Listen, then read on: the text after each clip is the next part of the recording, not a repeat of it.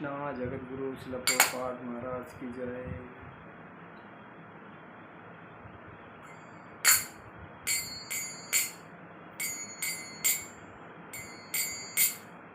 जय राधा माधव कुंज विहारी।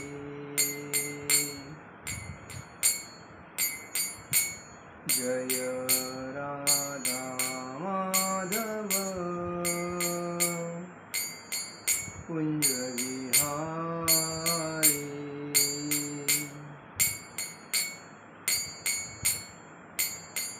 गोपीजन वल्लभा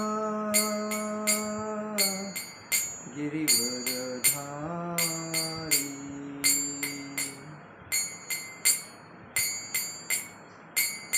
गोपीजन वल्लभा गिरिवरधारी।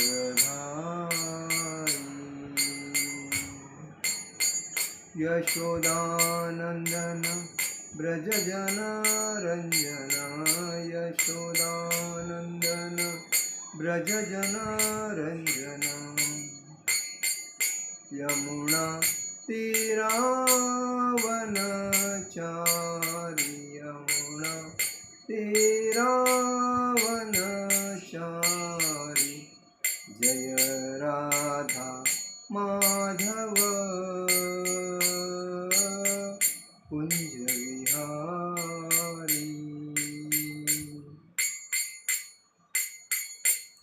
जय राधा माधव कुंज विहारी। हरे कृष्णा कृष्णा कृष्णा हरे हरे। हरे राम राम राम हरे हरे। हरे कृष्णा कृष्णा कृष्णा हरे हरे। हरे राम राम राम हरे हरे। हरे कृष्णा कृष्णा कृष्णा हरे हरे। हरे राम राम राम हरे हरे। हरे कृष्णा कृष्णा कृष्णा हरे हरे। हरे राम राम राम हरे हरे। हरे कृष्णा कृष्णा कृष्णा हरे हरे। हरे राम राम राम हरे हरे। जय ओम विष्णुपाद परमहंस परिव्राजकाचार्य अष्टोत्तर शत शिल अभय चरणारविंद भक्ति वेदांत स्वामी शिल प्रभुपाद महाराज की जय। जय ओम विष्णुपाद परमहंस परिव्राजकाचार्य अष्टोत्तर शत शिल भक्ति सिद्धांत सरस्वती ठाकुर शिल प्रभुपाद महाराज की जय। अनंत कोटि वैष्णव वृंद की जय। नामाचार्य श्री हरिदास ठाकुर की जय। प्रेम से कहो श्री कृष्ण चैतन्य प्रभु नित्यानंद श्री अद्वैत गदाधर शिवासादि गौर भक्त वृंद की जय। श्री श्री राधा कृष्ण गोपीनाथ श्याम कुंड राधा कुंड गिरि गोवर्धन की जय। मायापुर नवदीप धाम की जय। द्वारका धाम की जय। पुरुषोत्तम क्षेत्र जगन्नाथपुरी धाम की जय। बद्रीनाथ धाम की जय। रामेश्वरम धाम की जय। अयोध्या धाम की जय। गंगा माई की जय। यमुना माई की जय। तुलसी महारानी की जय। हरिनाम संकीर्तन की जय। समवेद भक्तवृंद की जय, समवेद भक्तवृंद की जय, समवेद भक्तवृंद की जय। श्री श्री गुरु गौरांग की जय। निताय गौर प्रेमानंदे हरि हरि बोल। ओम अज्ञानतिमिरान्धस्य ज्ञानाञ्जनशलाकयां चक्षुरुन्मीलितेन तस्मै श्रीगुरुवे नमः। श्रीचैतन्यमनोभीष्टं स्थापितं येन भूतले स्वयं रूपकदा मह्यं ददाति स्वपदान्तिकं। वन्देऽहं श्रीगुरु श्रीयुतपदकमलं श्रीगुरुवैष्णवांच श्रीरूपं साग्रजातं सहगण रघुनाथामतं तं सजीवं साद्वैतं सावधूतं परिजनसहितं कृष्णचैतन्यदेवं श्रीराधाकृष्णपादान् सहगण ललिता श्रीविशाखान्वितांच। हे कृष्ण करुणा सिंधु दीनबंधु जगत्पते गोपेश गोपिका कांत राधा कांत नमोस्तुते। सप्तकांचन गौरांगी राधे वृंदावनेश्वरी विशुभानुसुते देवी प्रणमामि हरिप्रिये। वाञ्छाकल्पतरुभ्यश्च कृपा सिन्धुभ्यो भवः पतितानां पावनेभ्यो वैष्णवेभ्यो नमो नमः। नमो ब्राह्मणदेवाय गो ब्राह्मणेताय स जगतीताय कृष्णाय गोविंदाय नमो नमः। ओम पूर्णमदं पूर्णमिदं पूर्णात् पूर्णमुदच्यते पूर्णस्य पूर्णमादाय पूर्णमेवावशिष्यते। ओम नमो भगवते वासुदेवाय। ओम नमो भगवते वासुदेवाय। ओम नमो भगवते वासुदेवाय। आप सभी का आज के भागवतम श्रीमद् भागवतम स्कंद के तीसरे स्कंद में 13वें अध्याय के 10-11 श्लोक पे हम चर्चा करेंगे। देखिए, भगवान विष्णु के नाभि कमल से ब्रह्मा जी का प्राकट्य हुआ और ब्रह्मा जी प्राकट्य होने के बाद ये भगवान विष्णु भगवान के प्रथम पुत्र ब्रह्मा जी हैं। ब्रह्मा जी ने सृष्टि की, निर्मित की, तो कैसी की? तो ब्रह्मा जी को भगवान ने ज्ञान प्रदान किया, आत्म साक्षात्कार, और उन्होंने उन्हें कहा कि आप सृष्टि का निर्मित करो। सृष्टि का मतलब साधु संत जे भगवान के बदन से पसीना निकला, उससे ऋषि मुनि प्रकट हो गए। भगवान के ब्रह्मा जी के पुत्र है, तो उसके ऊपर हम लोग चर्चा करेंगे।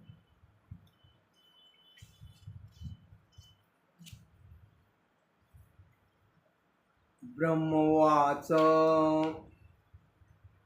प्रीतस्तु भवमहन्तात स्वस्तिस्ताद्वाशितीश्वरः यन्निव्यहर्लिकेन वृथा शाधिमेतात्मनार्पितम्।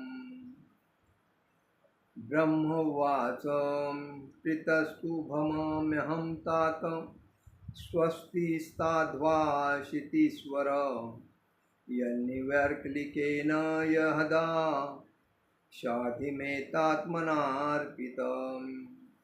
ब्रह्मवाच, ब्रह्मदेव म्हणाले, प्रीत म्हणजे प्रसन्न आहे, तुभ्यम म्हणजे तुझ्यावर, अहम म्हणजे मी, तात म्हणजे प्रिय पुत्र,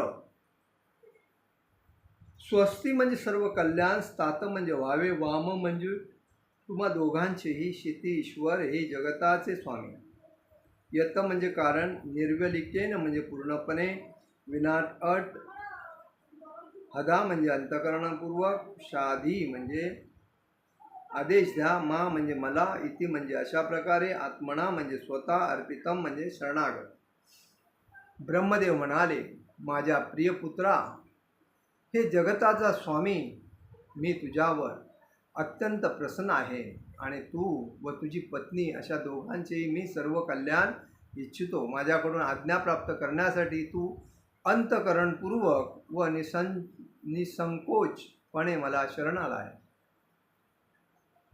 आपण आता हे वाचतो आहोत, त्याच्यानंतर आपण विश्लेषण करणार. पिता व पुत्रामधील संबंध नेहमीच उदार असतात.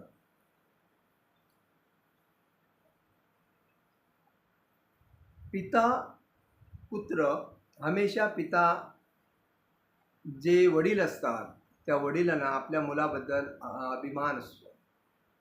कारण माझा मुलगा आहे, माझे जे गुण आहेत ते माझ्या मुलामध्ये असल्यामुळे आपला मुलगा योग्य मार्गाने अतिशय उच्च पदावर जावं ही आई वडिलांची मुख्य इच्छा असते. आणि हमेशा आपल्या मुलाला पुढे जाण्याचं स्वप्न पाहण्याचं काम आणि त्याला सहकार्य करण्याचं काम वडील आणि आईच करू शकते. बाकी ना भाऊ करू शकत, ना काका करू शकत, ना मामा करू शकत, ना कोई हितचिंतक करू शकत. मुलगा हमेशा आई वडिलांच्या आशीर्वाद, कारण वडिलांचा पूर्ण सपोर्ट असतो. माझा मुलगा काहीतरी व्हावा, माझा मुलगा कुठेतरी मोठ्या पदावर राहावा, हे वडिलांची इच्छा असते. आणि त्या इच्छेनुसार ब्रह्मदेव आपला पुत्र मनू आणि त्यांची पत्नी ह्यांना हे मानव निर्मितीचे जे काम आहे सृष्टी निर्माण करण्यासाठी, त्यामध्ये अलग अलग योनी तयार झाल्या. आणि मनुष्य योनी मध्ये प्रथम जे स्थान आहे ते मनुचे आहे. म्हणून मनुसंहिता आपण जर वाचली प्रत्येकाने तर आपण योग्य मार्गाने चाललो की अयोग्य मार्गाने चाललो ह्याचा आपल्याला उत्तर मिळेल. आज आपण अयोग्य मार्गाने चालल्यामुळे ह्या आपल्या जीवनामध्ये अडीअडचणी, तकलीफ, त्रास, विघ्न असे तयार होत असतात. मनुसंहिता का बनवली आहे? मनुष्य जीवन कशासाठी मिळालेलं आहे आणि त्या जीवनाचा उपयोग आपण कशासाठी करायला पाहिजे आणि संस्कार, संस्कृती, आध्यात्मिकताचं कसं पालन करावं हे त्याच्यामध्ये मुख्य उद्देश दिलेला आहे. आणि म्हणून प्रत्येक व्यक्तीचं कर्तव्य आहे, जो स्वतःला हिंदू समजून सनातन वर्णाश्रम धर्मातील व्यक्ती समजतो, त्याचं हे कर्तव्य वास्तविक संपूर्ण मानवजातीला ते कारणीभूत आहे. याचं कारण काय? ब्रह्मदेवांचे पुत्र सनक, सनातन, सनंदन आणि सनंत कुमार हे 4 पुत्र होते आणि मनू पण त्यांचा पुत्र होता. पण ह्या 4 पुत्र सनक, सनातन, सनंदन आणि सनत कुमार हे वडिलांच्या विरुद्ध वागायला लागले. परंतु मनू हे ब्रह्मदेवांच्या मनानुसार, इच्छेनुसार आणि ब्रह्मदेवांना प्रसन्न करण्यासाठी संपूर्ण वडिलाच्या आदराचा, विचारांचा आदर करू लागले. आणि मनूपासूनच ही पूर्ण जी सृष्टी दिसते आहे, उत्पत्ती मानवजातीची, ही त्यांच्यापासूनच निर्माण झालेली आहे. ते आपण वाचणार. तात्पर्य: पित्याला पुत्राविषयी स्वाभाविकच आपुलकी असते आणि पुत्राची जीवनामध्ये उत्तरोत्तर प्रगती व्हावी यासाठी त्याला सहाय्य करण्यामध्ये पिता सदैव तत्पर असतो.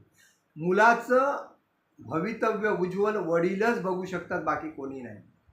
आणि मुलाला हमेशा सहकार्य करणारे वडीलच असतात, दुसरा कोणी नाही. कारण आज ह्या कलियुगामध्ये प्रत्येकजण स्वतःचं बघतो, माझं बरं दुसरा मरो, बरोबर. अपना बनता है भाड में जाई जनता. तो ह्या विचाराने जे चाललेले असल्यामुळे वडील हमेशा, आज राजकीय लोकांचे वडील जर बघितला तर त्याने कधीही आपल्या मुलाला डावलून दुसऱ्याच्या मुलाला पद दिलाय का? विचार करा. जर स्वतः आमदार असेल तर नगरसेवक मुलाला बनवणार, स्वतः खासदार असेल तर आमदार मुलाला बनवणार, स्वतः मंत्री असेल तर खासदार मुलाला बनवणार. का? तर जेवढे मुलं आहेत ते राजकारणामध्ये माझ्या मागोमाग यावे, दुसऱ्या लोकांनी कार्य करताच म्हणून राहावं, लोकांच्या चटई उचलाव्या, लोकांची म्हणजे सेवा करत राहावी, पाणी पाजावं, चाय नाश्ता वगैरे देत राहावं. आणि भांडण्यासाठी जाताना हुल्लडबाजी करावी, मार खायचं काम कार्यकर्त्याने करावं, हे कोणतेही राजकीय पक्षातील प्रमुख किंवा अधिकारी पक्षातील प्रमुख कोणी मार खायला नसतं. कोण खातो? कार्यकर्ता. आणि कोणामुळे ते म्हणतात? कार्यकर्त्यामुळे. कार्यकर्ता उपाशी राहिला तरी चालतो, पण थोडासा कार्यकर्त्याला पैसा टाकला, काय दारू मांस मच्छी परस्त्री वगैरे दिली, जुगार खेळायला पैसे दिले की कार्यकर्ता खुश. आमच्या नेत्यासारखा दुसरा नेता नाही. मग नेत्यासाठी माझा जीव गेला तरी चालेल, मी उदार आहे, एवढे महामूर्ख म्हणून कार्यकर्ते म्हणतात. कोणाला सहकार्य करावं, कोणाला नाही करावं हे समजतच नाही. आणि त्या छोट्याशा बोलतात ना, कुत्रा भाकरीच्या तुकड्यासाठी मालकाकडे जीभ काढून हा हा करत असतो आणि मालकाच्या पायावर लोटांगण, त्या पद्धतीचा कार्यक्रम देशामधील राजकीय लोकांच्या वर्तुळामध्ये चाललेला असतो. आणि नेता आपल्याबरोबर घेऊन जाताना 8-8, 10-10 लोक असे घेऊन जाणार का? तर माझी ताकद दाखवण्यासाठी.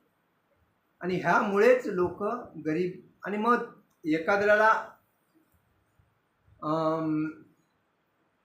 जेव्हा तो व्यक्ती इमानदार असतो त्याला हे आवडत नसतं आणि त्याने जर आवाज काढला तर त्याला ठेचायला हे बाजूचे जे चमचे वगैरे असतात ते त्याच्यासाठी असतात. ह्याच्यामुळे काय होतं, हे अज्ञानपण असल्यामुळे ह्यांना समजत नाही हे काय करतात. हे समाजाचं भलं करत नसतात, हे स्वतःच्या आयुष्याचा वाताहात करत असतात. कसं की दुसऱ्याला त्रास देणे, दुसऱ्याला मारझोड करणे, दुसऱ्याला तकलीफ देणे हे अपराध आहे, पाप आहे. पण ते स्वतःचं स्वार्थ साधण्यासाठी दुसऱ्याला जेव्हा ते असं करणार, एक दबाव बनवला, एक दहशत तयार करणार, तेव्हा हे राजकीय पक्ष मोठे होणार आणि या उद्देशाने चालतात. मी भरपूर लोकांचा अनुभव घेतला, परंतु कधीही कोणताही मुख्यमंत्री झाला तरी मुलाला सर्व मुख्य जे अधिकारी पदं असतात त्याचा चेअरमॅन बनवणार. तो अज्ञान जरी असेल, त्याला कशाचा अटपट नॉलेज जरी नसेल तरी तो आपल्या मुलालाच घुसवणार, दुसऱ्यांना घुसवणार. हे का सांगायचं? त्याचं कारण स्वार्थी, धूर्त एवढे लोक असतात. म्हणून प्रत्येक पिता आपल्या मुलाचंच भवितव्य बघतो, बाकीचं कोणाचं. हा मी विषय का घेतला राजकीय? कारण या समाजाला राजकीय लोकांनी खराब केलेलं आहे आणि प्रत्येकाच्या घरोघरी राजकारणच चाललेलं असतं. भले घरामध्ये उंदीर उपाशी राहिले तरी चालतील, पण राजकारण पाहिजे. त्या राजकारणाने जेव्हा इलेक्शन येतं त्या इलेक्शनच्या आधी लोकांना काहीतरी कपडे वाटणार, बर्तन वाटणार, काही पिकनिकचे दौरे काढणार, प्रसन्न करण्यासाठी आणि मतं मिळवण्यासाठी. हे इलेक्शनच्या अगोदर करतात आणि त्याच्यानंतर 5 वर्ष ते एन्जॉय करत असतात आणि हे दुःख भोगत असतात. कधीही आपल्या जीवनासाठी उपयुक्त वस्तू आहे ती त्यांच्या मागून सार्वजनिक मत करून घेत नाही. आज त्यांचं काम असलं, आमदार, खासदार, मंत्री यांचं काम असतं रस्ते बनवणं, हॉस्पिटल बनवणं, दळणवळणाची सुविधा चांगली करणं, मुलांचं शिक्षणासाठी उच्च शिक्षक नेमणं, मुलांचे आध्यात्मिक प्रगती होण्यासाठी त्यांना चांगले भक्त जे असतात त्यांचे मार्गदर्शन देणं, भगवद्गीताचं ज्ञान देणं, समाज मजबूत करणं, विचारवंत करणं, ह्या गोष्टीकडे लक्ष नसतं. इलेक्शनमध्ये जिंकून आले, खांद्यावर वगैरे गुलाल वगैरे माळाबिळा घालून नाचले की त्याच्यानंतर 5 वर्ष तिकडे बघत नाही. उदाहरण सांगायचं झालं तर राजकारणामध्ये चांगले लोक पण आहेत, पण ते अशांच्या नादाला जायलाच बघत नाही. आणि ह्यांच्यामध्ये जेव्हा त्यांच्या समोर जेव्हा असे लोक येतात तर त्यांच्या बाजूने ते निघून जातात, त्यांच्या संपर्कात राहत नाही. बघा, मी आता नावं घेत नाही तुमच्या डोळ्यासमोर, पण सांगायचं तात्पर्य, जर तरी पण नाव घ्यायची इच्छा झाली मोदीजी आणि उत्तर प्रदेशचे मुख्यमंत्री योगीजी यांचे जर विचार केले, यांच्याबद्दल जर आपण राजकारणाने विचार केला, तर हे स्वतःच्या स्वार्थासाठी आणि स्वतःच्या परिवारासाठी काहीच नाही करत. कोण म्हणतात योगीला कशाची गरज नाही, ते एकटेच आहेत, ते एकटेच जाणार, त्याला फक्त सेवाच करायची. मोदीजी एकटेच आहेत, त्यांची पत्नी आहे पण विभक्त आहे, बाजूला, तर त्यांचं पण मागे पुढं करणं त्यांना गरजच नाही बघा. आणि आमची पत्नी आहे, आमची मुलं आहेत, आमची नातवंडे आहे, आमच्यासाठी काय करायला पाहिजे. पण ह्या मूर्खांना हे समजत नाही, तुम्ही पण त्याच लेवलचे आहात. तुमचं पण हे दाखवायला आहे, माझं बायको, माझी परिवार, माझी नातवंड, माझी प्रॉपर्टी, तुम्ही पण जसे ते एकटे जाणार ना, तसे तुम्ही पण एकटेच जाणार आहात. तुमच्याबरोबर पत्नी नाही येणार, मुलं पण नाही येणार, नातवंड पण नाही येणार. पण तुम्ही तुमची पत्नी, तुमची मुलं, तुमची नातवंड, तुम्ही जे केलात त्यातला फायदा त्यांना मिळणार, पण त्यांच्यासाठी काय करू नका. जनतेच्या पैशावर तुम्ही तुमचा उदरनिर्वाह करताय, जनतेवर तुम्ही पोट भरताय स्वतःचं. लक्षात आलं का? जनतेने जर काहीच टॅक्स भरला नसेल तर तुम्ही काय खाणार? आणि तुमचे पगार, हप्ते, तुमचं इन्कम, तुमचे बिझनेस ह्याचा जर विचार केला तर तुम्ही त्या जनतेच्या जीवावर एन्जॉयच करताय, पाचव्या उंगली गिमे. तर हे करण्यासाठी तुम्हाला ते पद नाही. पद कशाला दिलं आहे की समाजामध्ये तुमच्यासारखा एक ज्ञानी व्यक्ती म्हणून तुम्हाला निवड केली. ज्ञानी व्यक्ती सगळ्यांच्या सुविधा करणार आणि सर्वांना रोजगार, व्यवस्थित जीवन जगायला, आनंदी जीवन जगायला उत्तेजन देणार, ह्याच्यासाठी निवडलेले. पण तुम्ही काय करता? स्वतःच्या परिवारासाठी, स्वतःच्या एन्जॉयमेंटसाठी, स्वतःच्या 10 पिढ्या खाऊन संपणार नाही त्याच्यासाठी कमवत बसता. लोक मेले तरी चालतील, आपलं परत मिळाला चान्स तर ठीक आहे, नाहीतर हा विचार करून स्वार्थगिरी करता. तर हे अयोग्य आहे. हे पाप तुम्ही जमा करता, हे तुम्ही पुण्य करता. तुम्ही म्हणत असाल मी पुण्य करतोय, पण ते पुण्यात नाही आहे. पुण्य हे आहे की समाजासाठी कराल आणि समाजाचे आशीर्वाद मिळेल, ते तुम्हाला पुण्य. लक्षात. तर सांगायचं तात्पर्य का प्रत्येक वडील पुत्रासाठी, आपल्या मुलाच्याच भवितव्याचा विचार करतो, इतरांचा करत नाही. तसंच ब्रह्मदेवाने सृष्टीच्या निर्मितीसाठी सनक, सनंदन, सनतकुमार यांना सांगितलं, सनातन यांना सांगितलं की तुम्ही मी जे कार्य करतोय त्याला मला सहकार्य करा. त्याने तर प्रत्यक्ष वडिलांना विरोध केला, आम्ही नाही करणार. म्हणून ते नंतर त्यांना राक्षस योनीमध्ये जाऊन ते कशामध्ये आले? कोण भगवानने त्यांना कोण कंसाच्या याच्यामध्ये पाठवलं, हिरण्यकशिपू बनवला, कोणाला रावण बनवला, अशा मध्ये पाठवलं. का? चांगलं कार्य करायला नको तर वाईट तरी करा, असं. तर सांगायचं तात्पर्य काय? तर इथे दिलंय बघा, पुत्राच्या जीवनामध्ये उत्तरोत्तर प्रगती व्हावी यासाठी त्याला सहाय्य करण्यामध्ये पिता सदैव तत्पर असतो.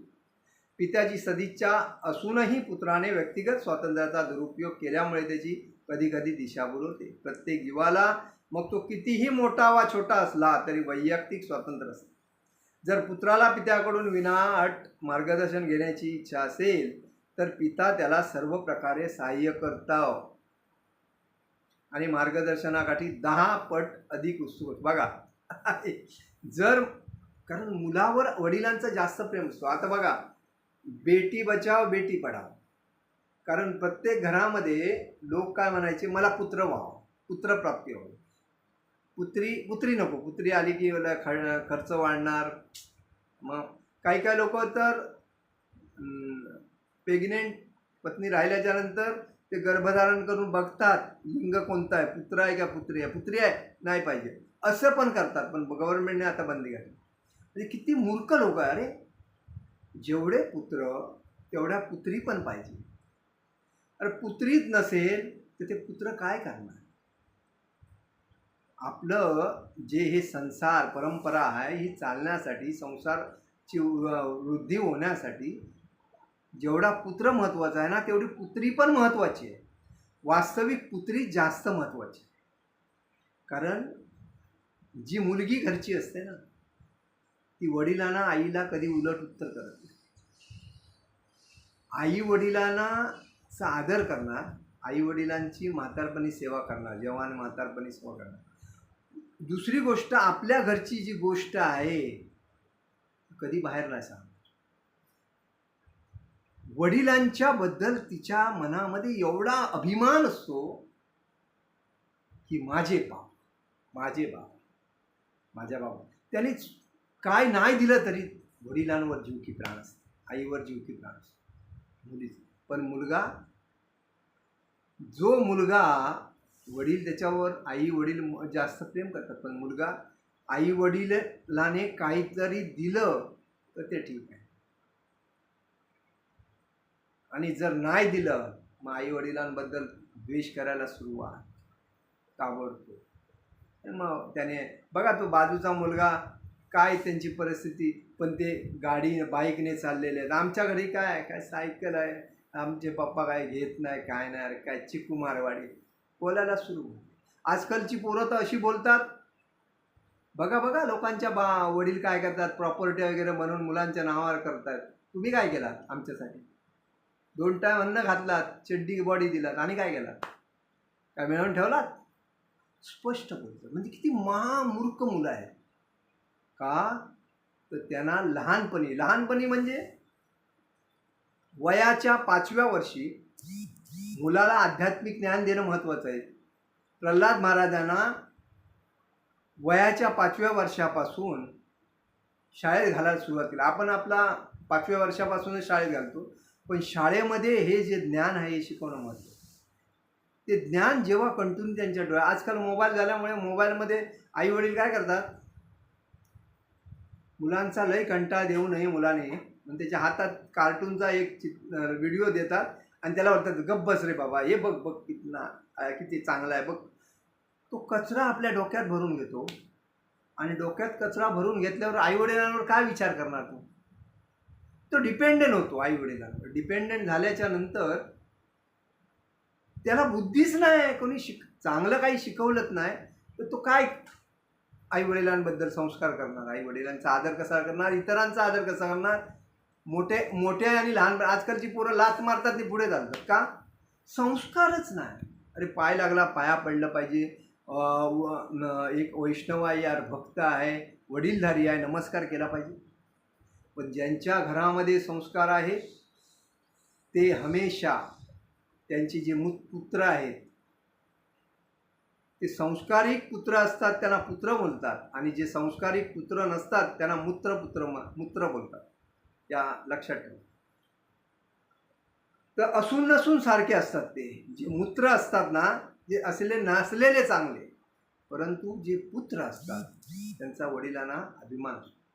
आणि ती मुलं आपल्यापेक्षा वडीलधारी व्यक्ती असली, आपल्यापेक्षा मोठी आहे, झुकून पायाला हात लावून बाजूला दंडवत करणार, नमस्कार करणार, हा आदर दाखवतात.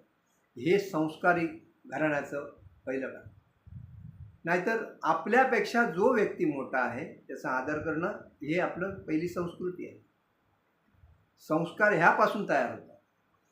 आजकालची मुलं सरळ उलट उत्तर बोलणार, असं उलट बोलणार. त्याच्यामुळे त्याला जे आशीर्वाद मिळायला पाहिजे जीवनामध्ये पुढे जाण्यासाठी कोण देतच नाही आशीर्वाद.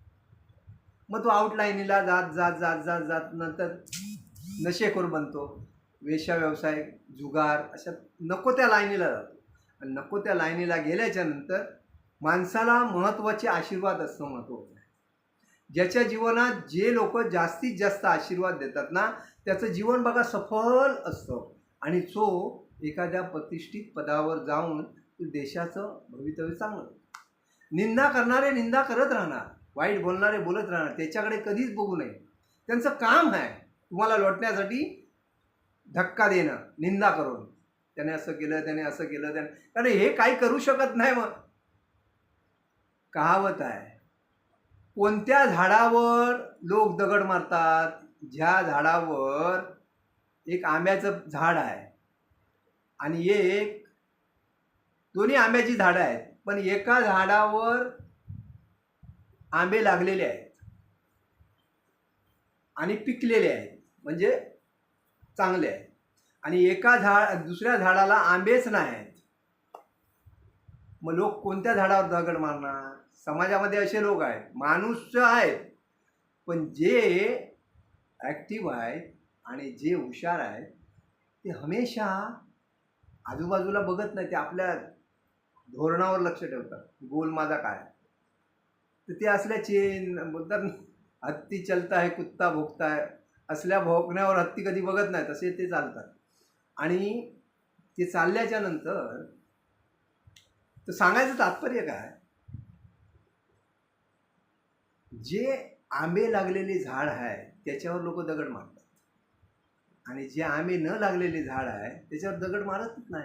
अरे काय फायदाच नाही ना ह्याच्यात.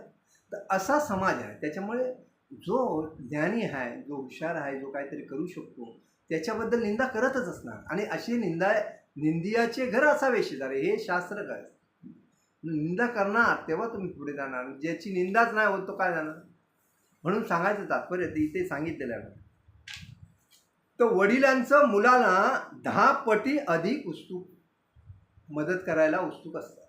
वडील का, तर माझा मुलगा. आणि म्हणूनच उपरोक्त प्रसंगामध्ये ब्रह्मदेव आणि मनु यांनी प्रदर्शित केले पिता पुत्राचे नाते सर्वोत्कृष्ट आहे. आणि म्हणून मनु महाराजांसारखे जे पुत्र असतात हे आपल्या वडिलांचं विचार योग्य प्रकारे आत्मसात करून त्यांना सहकार्य करतात, कारण ते विचारवंत मुलं असतात. आणि ती मुलं वडिलांचं संपूर्ण स्वप्न साकार करतात. आणि अशा मुलांना त्यांच्या वडिलांकडून 10 पटी उत्सुक होऊन सहकार्य करण्याची इच्छा आहे, कारण ते वडिलांच्या मान सन्मानाचा आदर करतात आणि वडिलांचे विचार काय आहेत हे त्यांना पटतात, आणि म्हणून ते वडिलांना मदत करतात. आणि म्हणून अशा पुत्रांबद्दल वडिलांना अभिमान असला पाहिजे. तसं ब्रह्मदेवांना मनु महाराजांबद्दल अतिशय अभिमान होता, कारण त्यांनी आपल्या वडिलांचं सांगितलेलं जे कार्य आहे योग्य प्रकारे आत्मसात केलं आणि केलं. तर पुत्र हे दोघेही आदर्श आहेत, पिता पुत्र दोघेही आदर्श आहेत, आणि अखिल मानव जातीने या आदर्शाचे अनुसरण केले पाहिजे. मनु महाराजांची मनुसंहिता प्रत्येकाने वाचली पाहिजे. त्याच्यामध्ये मनु महाराज हे साधारण व्यक्ती नव्हते.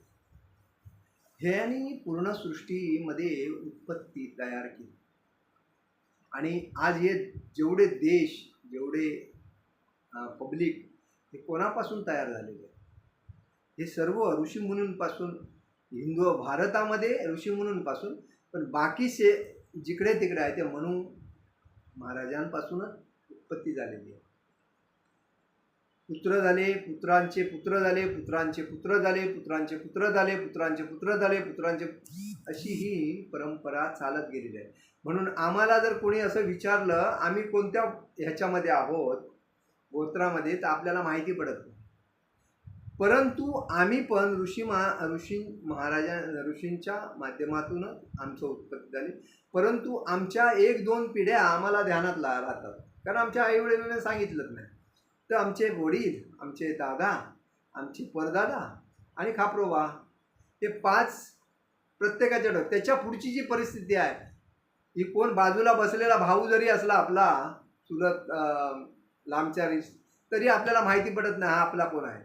म्हणून भगवान एकमेकांना असं भेटवतात, कोणाचा तरी एक संबंधी असतात, आणि म्हणून ते एकमेकाच्या संपर्कात येऊन भेटून एक दुसऱ्याची मदत करून कार्य करून जातात. हे आपण लक्षात ठेवलं. पुत्र म्हणून पिता ब्रह्मदेवाकडे त्यांना पूर्णपणे शरण जाऊन मार्गदर्शनाची याचना केली. आणि अखिल वैदिक ज्ञानाचे आगर असणाऱ्या पिता ब्रह्मदेवाला मनूला उपदेश देण्यात अत्यंत आनंद झाला. मानवाच्या जनक मनूने, मानवाचे प्रथम जे जनक आहे हे मनू महाराज आहे. घालून दिलेल्या उदाहरणाचे प्रत्येक मानवाने काटेकोरपणे पालन केले पाहिजे. म्हणून मनु संहिता प्रत्येकाने वाचले पाहिजे. आणि यामुळे प्रत्येक पिता पुत्रामधील संबंध निश्चितच सुधारले जातात. बघा, जर पिता पुत्राचा चांगला संबंध व्हायला पाहिजे असेल तर मनु संहिता घेऊन वाचलं पाहिजे. त्याच्यामध्ये वडिलांच्या विचाराप्रमाणे मुलाने कसं वागावं. तुम्ही जर मुलाने जर वडिलांचा आदर केला तर येणारा जो तुमचा मुलगा आहे तो तुमचा आदर करणार. म्हणजे नातू वडिलांचा आदर करणार, वडील वडिलांचे आदर, तर हे होऊ शकतं. तो परंपरा आदरणीय होतो.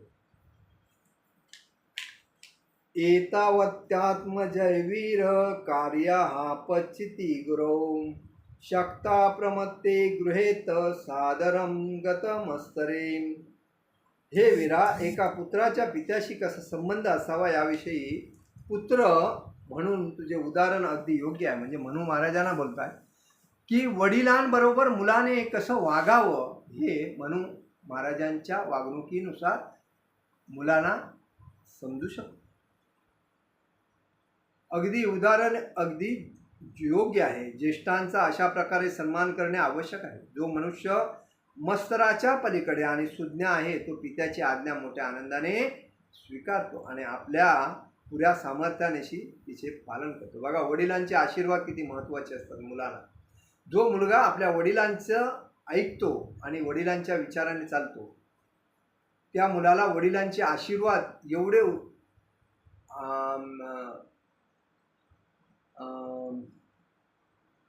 वडिलांचे आशीर्वाद अतिशय लाभदायक. म्हणून आपल्या वडिलांचा कधी अनादर करू नये. वडिलांना कधी उत्तर बोलू नये. आई वडील साक्षात भगवान. आणि वडिलांचे हमेशा, ते किती कंगाल आहेत, किती गरिबीमध्ये आहेत. आजकालची मुलं दुसऱ्याच्या आईवडिलांना आपल्या आईवडील समजतात नाही, आपल्या आईवडिलांना आपल्या आईवडील समजत नाही. का?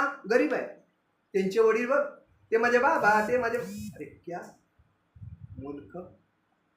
मूर्ख मुला, लहानाचं मोठं तुला केलं, एवढा मोठा वाढवला आणि तुझ्या सगळ्या इच्छा पूर्ण केल्या आणि तू आज त्या आईवडिलांना आईवडील बोलायला लागतोस. किती महापापी आहेस तू. हा विचार महत्वाचा. तर सांगायचं तात्पर्य काय तर हे आहे. तर सनक, तर जो मनुष्य मस्तराच्या पलीकडे आणि सुज्ञ आहे तो पित्याची आज्ञा मोठ्या आनंदाने स्वीकारतो. म्हणजे कधी कोणाच्या मस्तरा मतलब कोणतरी द्वेष करत असेल तर त्याच्यावर बोलणार नाही, तो शांत राहणार आणि आपल्या आईवडिलांचं योग्य मार्गदर्शन ऐकणार, त्याला सहकार्य करणार आणि मोठ्या आनंदाने वडिलांचा आदर करून, वडीलधाऱ्या व्यक्तींचा आदर करून आपल्या पुरा सामर्थ्यानिशी ते पालन करतात. तात्पर्यामध्ये श्रील प्रभुपादजी लिहितात, सनक, सनातन, सनंदन आणि सनंत कुमार या ब्रह्मदेवाच्या 4 पुत्रांनी जेव्हा आपल्या पित्याची आज्ञा पालन करणे नाकारले तेव्हा ब्रह्मदेव अपमानित झाले होते आणि त्याचा क्रोध रुद्राच्या रूपात प्रगट झाला. ब्रह्मदेवांना पूर्वी घडलेल्या या घटनेचे विस्मरण झाले नव्हते, कारण म्हणून स्वयंभू मनू, हे जे मनू आहेत हे यांना स्वयंभू मनू म्हणतात. म्हणून मनु संहिता योग्य आहे. स्वयंभू मनूचा आज्ञाधारकपणा त्यांच्यासाठी अत्यंत उत्साहवर्धक होता. लौकिकदृष्ट्या पहिल्याच चतुष्कुमारांनी पित्याच्या आज्ञेचे पालन न करणे निश्चितच निंदनीय आहे, परंतु अशी अवज्ञा उच्च हेतूसाठी असल्यामुळे ते अवज्ञेपासून होणाऱ्या दोषातून मुक्त होते. लौकिक कारणामुळे ते आपल्या पित्याच्या आज्ञेचे पालन करीत नाहीत ते मात्र निश्चितच आणि अशा आज्ञाभंगासाठी शिक्षा भोगण्यास पात्र आहे. बघा, जे वडिलांचा आदर करत नाही, जे वडिलांची आज्ञा मानत नाही, वडीलधारी व्यक्तींना मानत नाही, अशा लोकांना शिक्षेला पात्र राहावंच. त्याला आशीर्वादच नसतं ना.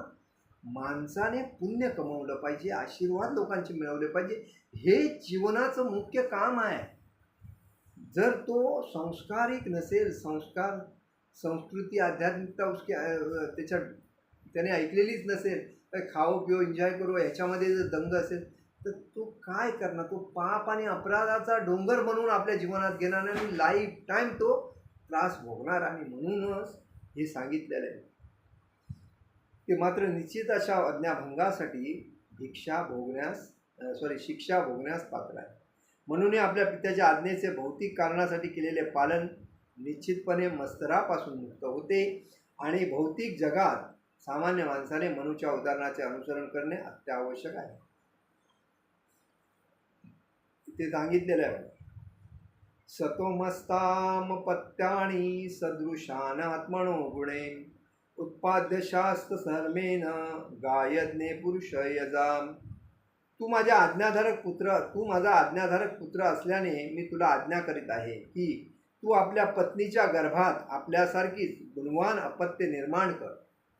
ब्रह्मदेवाने मनु महाराजांना सांगितलं की तू आपल्या पत्नीच्या गर्भात आपल्यासारखीच गुणवान अपत्य निर्माण कर आणि भगवंताच्या भक्तिमय सेवेच्या तत्वाचे अनुसरण करीत जगाचे राज्य कर आणि अशा प्रकारे यज्ञाच्या अनुष्ठानाद्वारे भगवंताचे पूजन कर. बघा, मनु महाराजांना, स्वयंभू मनु महाराजांना ब्रह्मदेवाने हे कार्य दिलं की जेव्हा पुत्र निर्माण झाल्याच्या नंतर पुत्री पण निर्माण केली आणि त्यानंतर त्यांच्या संभोगाने जी उत्पत्ती होणार आणि त्या उत्पत्तीनुसार की पूर्ण सृष्टीमध्ये जगाचे राज्य, जगामध्ये जी पब्लिक आहे ही कोणापासून तयार झालेली आहे? हे मनु महाराजांपासून. तात्पर्यामध्ये श्रील प्रभुपादजी लिहितात, ब्रह्मदेवाने भौतिक सृष्टीची रचना करण्यामागचा हेतू या ठिकाणी स्पष्टपणे सांगितलेला. प्रत्येक मनुष्याने भक्तिमय सेवेमध्ये भगवंताचे पूजन करण्यासाठी एक यज्ञ म्हणून आपल्या पत्नीच्या उदरी सद्गुणी संतती उत्पन्न करावी. बघा, यज्ञ आहे, ह्याचं पण आध्यात्मिक जीवनामध्ये आपले यज्ञ भरपूर आहे. गर्भधारण यज्ञ आहे, गर्भधारण यज्ञ आहे. मतलब गर्भधारण करण्या अगोदर ब्राह्मणाला आणून त्याचं पूजनपाठ करून नंतर गर्भधारण करावे. कृष्ण भावनेत भक्तीमध्ये 64 माळा दोन्ही पत्नीने आणि पतीने करणं गर्भधारण करायच्या अगोदर महत्त्वाचं असतं. त्याच्यानंतर त्यांना जी संतान प्राप्त होते ती कृष्ण भावना भावित होते. तर इथे दिलेलं आहे विष्णू पुराणामध्ये 3ऱ्या स्कंदामध्ये 8व्या अध्यायामध्ये 9वा श्लोकमध्ये असे म्हटले आहे, वर्णाश्रमाचारणावता पुरुषेण परापुमान विष्णुराराधते पद्ध्या ज्ञानत तत्तोष कारणम. म्हणजे मनुष्य वर्ण आणि आश्रम यांच्या तत्वाचे योग्य रीतीने पालन करून भगवान विष्णूचे पूजन करू शकतो. वर्णाश्रम तत्वाच्या आचरणा वाचून भगवंतांना संतुष्ट करण्याचा अन्य कोणताही मार्ग नाही. पहिलं संतान उत्पन्न केल्याच्या नंतर ती भगवान विष्णूचे भक्त बनणं महत्त्वाचं आहे आणि ह्याच्यासाठी हे दिलेलं आहे मनुष्य वर्ण. मनुष्याची 4 आश्रम, ब्रह्मचारी, गृहस्थ, वानप्रस्थ, संन्यासी. मनुष्य वर्ण आश्रम या तत्वाचे योग्य रीतीने पालन करून भगवान विष्णूचे पूजन करू. वर्णाश्रम तत्वाच्या आचरणा वाचून भगवंतांना संतुष्ट करण्याचा कोणताही मार्ग नाही. हे मार्ग आहे मुख्य, भगवंतांना संतुष्ट करणे. विष्णू भक्ती हे मनुष्य जीवनाचे अंतिम ध्येय आहे. जे कोणी वैवाहिक जीवन म्हणून स्वैराचारास अनुमती समजतात त्याने भगवान विष्णूंना संतुष्ट करण्याचे उत्तरदायित्व सुद्धा घेतले पाहिजे. मानवाच्या जीवनामध्ये मुख्य कामच हे आहे की भगवत प्राप्ती, भगवान विष्णूची, भगवान कृष्णाची भक्ती करणे हेच मुख्य उद्देश आहे. त्याची पहिली पायरी म्हणजे वर्णाश्रम धर्मपद्धती. वर्णाश्रम धर्म म्हणजे विष्णू भक्तीमध्ये प्रगती करण्यासाठीची योजनाबद्ध संस्था. जर कोणी प्रत्यक्षपणे भगवंताच्या भक्तिमय सेवेमध्ये संलग्न असेल तर त्याला वर्णाश्रम धर्माच्या योजनाबद्ध प्रक्रियेमधून जाण्याची आवश्यकता नाही. बघा, जर कोण कृष्ण भक्त आहे, जो विष्णू भक्त आहे, तर त्याला बाहेर जायची काही गरज नाही. वर्णाश्रम धर्मामध्ये तो भक्त आहे, तो त्याने पकडून चालत राहणं महत्त्वाचं आहे. चतुष्कुमार प्रत्यक्ष भगवत सेवेमध्ये निमग्न असल्यामुळे त्यांना वर्णाश्रम धर्माचे आचरण करण्याची मुळीच आवश्यकता नव्हती. म्हणजे चतुष्कुमार जे सनक, सनातन, सनानंद आणि सनत कुमार हे चतुष्कुमार जे होते ते वर्णाश्रममध्येच होते, परंतु त्यांना आपल्या वर्णाश्रम धर्माच्या बाहेर जायची काही गरज नव्हती. म्हणजे त्यांना पत्नी वगैरे नको होती आणि म्हणून ते त्यामध्ये वडिलांचा आदेश न मानता ते तिथे राहिले. परंतु मनू महाराजांना अतिशय ही योजना आवडली वडिलांची आणि म्हणून त्याने हे वडिलांचं जे मुख्य कार्य होतं ते आत्मसात करून त्या माध्यमातून त्याने स्वयंभू म्हणून कार्य केलं. आणि म्हणून ही जी सृष्टीमध्ये जेवढी उत्पत्ती आहे, मानव उत्पत्ती, ही स्वयंभू मनूच्या मार्गदर्शनाच्या माध्यमातून आहे. आणि म्हणून प्रत्येक व्यक्तीने मनुसंहिता पडणं महत्त्वाचं आहे. वर्णाश्रम धर्म हे 4 आश्रमाचे वर्ण असल्यामुळे आपल्याला भगवंताची भक्ती जर करायची आहे तर त्या भगवंताच्या भक्तीमध्ये श्रील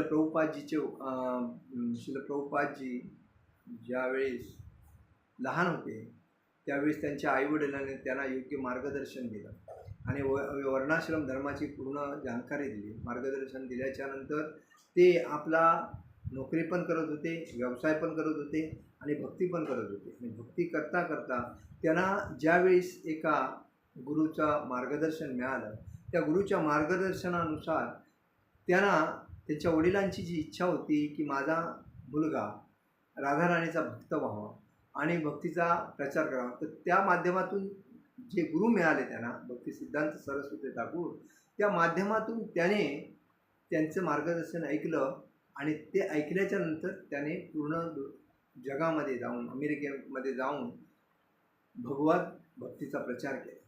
आणि ही अशी मुलं जेव्हा आईवडिलांना प्राप्त होतात तेव्हा वर्णाश्रम धर्माचा उद्धार होतो आणि आईवडिलांचं पण उद्धार होतो आणि समाजाचा पण उद्धार होतो. आणि अशामुळे आपल्या मुलांना आईवडिलांनी आपल्या मुलांना भक्तिमय जीवनामध्ये प्रथम आणलं महत्त्वाचं आहे. आपण कुचेष्टा करतो भक्तीमध्ये काय आहे, भक्ती करून कोणाचं पोट भरलं आहे का, असं जे लोक म्हणतात हे महामूर्ख लोक असतात. आणि त्यामुळे भक्ती करूनच तुमच्या जीवनामध्ये आनंद येणार.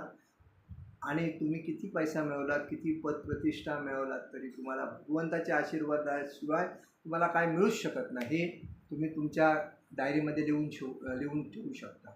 तुम्ही जेव्हा भक्त होणार आणि भक्त होऊन जेव्हा भगवंताला समर्पित होऊन जेव्हा तुम्ही कार्य करणार तेव्हा भगवंताच्या आशीर्वादानेच तुम्ही सफल होऊ शकता, अन्यथा. म्हणून भक्त होणं महत्त्वाचं आहे.